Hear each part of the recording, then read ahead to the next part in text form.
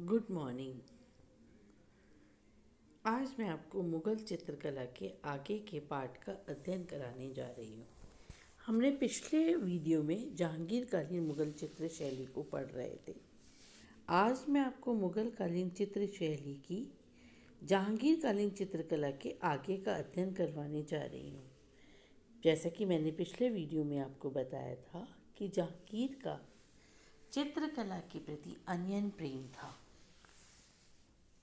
आज आपको जहांगीरकालीन चित्रों की विशेषताएं एवं उनका पशु पक्षियों व प्रकृति के प्रति जो प्रेम था और उनका चित्रण कराने में, यानी कि उन पशु पक्षियों का या प्रकृति का या लैंडस्केप्स का जो चित्रण कराने में जहांगीर की रुचि थी, उसके बारे में संक्षिप्त में बताने जा रही हूँ। जहांगीर का पशु पक्षी व प्रकृति प्रेम।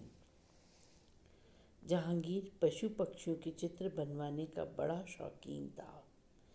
प्रकृति प्रेम के कारण उसने अपना मकबरा खुला बनवाने की इच्छा जाहिर की थी। खुला यानी छत से ऊपर खुला हुआ, जिससे उसे वर्षा की बूंदें, ठंडी हवा उसके संगमरमरी बदन को हमेशा स्पर्श करती रहे। वह जानवरों के प्रति अत्यंत दयालु था। एक बार उसने एक हाथी को तालाब के ठंडे पानी में नहाते हुए कपकपाते हुए देखा, तो यह हुक्म दिया कि तालाब के पानी को गर्म कराया जाए, जिससे यह हाथी जल क्रीड़ा का आनंद उठा सके। यह मेरा मौलिक विचार था। ऐसा कभी किसी ने नहीं सोचा होगा, ऐसा जहांगीर मानते थे। मनसा राम नाम के एक हरिण की समाधि पर मकबरा और उसकी एक मूर्ति मकबरे में जहांगीर ने स्थापित करवाई थी। उस्ताद मंसूर ने जहांगीर के लिए अनेक पशु पक्षियों के चित्र बनाए। मनोहर चित्रकार ने शिकार के अनेक दृश्य बनाए। शिकार दृश्यों में रुचि के कारण शिकार संबंधित चित्र जहांगीर ने बहुतायत में बनवाए। मनोहर चित्रकार शिकार चित्रों को बनाने में सिद्धहस्त था, जिन्होंने जहांगीर के लिए अनेक ऐसे शिकार के चित्र बनाए।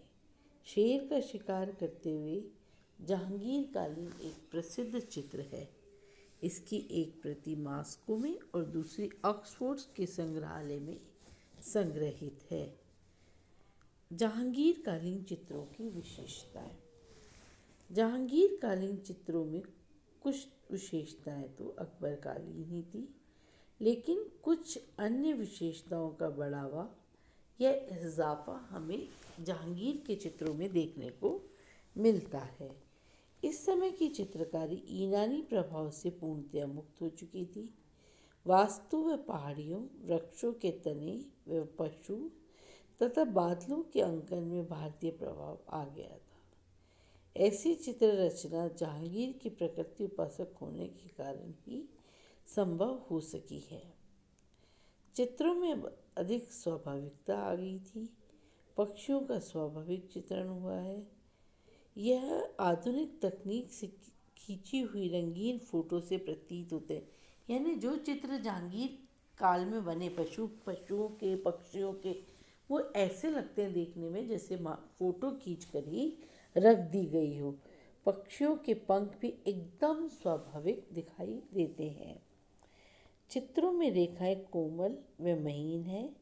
आकारों में स्थिति जन्य लघुता यानी परिप्रेक्ष्य के सिद्धांत के अनुसार चित्र तल पर फैलाने का चलता फिरता प्रयास हमें यहाँ देखने को मिलता है। तृतीय आयाम को भी दिखाने का प्रयास चित्रों में किया गया है। अब चेहरे प्राय एक चश्मे में बनते थे, जबकि अकबर काल में 1.5 चश्मे यानी 3/4 चेहरा बनता था। अब केवल हाफ चेहरे बनने लगे। उन्हें एक चश्म चेहरा यानी साइड फेस को एक चश्म चेहरा कहा जाता है। एक चश्म चेहरे में उसके अंग प्रत्यंग जैसे ललाट, नाक, होठ और ठुड्डी की सीमा रेखा बन जाती है। पर्दास का यानी छाया प्रकाश का उत्कृष्ट प्रयोग यहाँ पर देखने को मिलता है। जहांगीर की मूर्ति के चारों ओर दिव्य प्रकाश का व्रत देखने की यानी चित्रण करने की परंपरा भी चल पड़ी थी। यह भारतीय प्रभाव के कारण ही हुआ है। पुरुषों का जामा कुछ लंबा एवं पाजामा नीचे की ओर जाता हुआ तथा पगड़ियाँ खिड़कीदार हैं। स्त्रियों को लहंगा ओढ़नी पहने भी दिखाया गया है। मुगल कालीन चित्रों में यानी जहांगीरकालीन मुगल चित्रों में रंगों में सूफियानापन है। परस्पर निश्चित रंगों का प्रयोग बढ़ गया है। रंग की तानों यानी टोन्स का प्रयोग होने लगा है। छाया प्रकाश का प्रयोग असलियत के चक्कर में बहुत अधिक बढ़ गया था। स्वर्ण रंगों का प्रयोग भी अब देखने को मिलता है। अकबर काल की पुस्तक चित्रों के स्थान पर छिन्न भिन्न चित्र बनाने की परंपरा निकल पड़ी थी। यानी कि हम देखते हैं कि अकबर के समय में जो चित्र बने, मैंने आपको बताया भी कि पोथी चित्र अकबर के समय में बहुत अधिक बने हैं। उसकी अपेक्षा पृथक पृथक चित्र बहुतायत में कम बने, लेकिन जहांगीर के समय में पुस्तक चित्रों के स्थान पर ये छिन्न भिन्न चित्र ही अधिक बने हैं।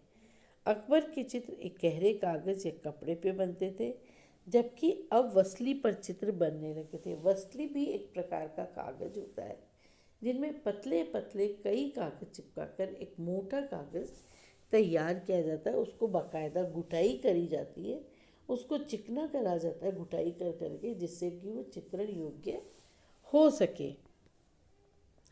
इस काल में हाशियों की सुंदरता बढ़ गई थी। हाशियों में जनजीवन के दृश्य, व्यक्ति विशेष का अंकन, पशु पक्षी, पेड़ पौधों का अलंकरण रूप में बनाया जाता था। कुछ हाशियों पर बत की सहायता से, बत एक प्रकार का उपकरण आता है, उसकी सहायता से तबक लगाया जाता था। तबक यानी सोने का पत्र लगाया जाता था। चित्रों के विषय साधारण जीवन, सूफी संत, पशु पक्षी, पेड़ पौधे, शिकार दृश्य, दरबार के चित्र आदि रहे हैं।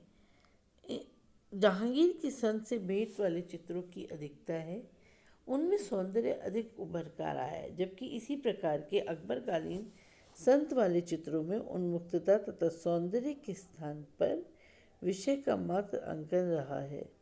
जहांगीर का समय मुगल चित्रकला का सर्वोत्कृष्ट समय रहा है। अब हम अपने अगले अध्याय में शाहजहां कालीन मुगल चित्रशैली का अध्ययन करेंगे। धन्यवाद।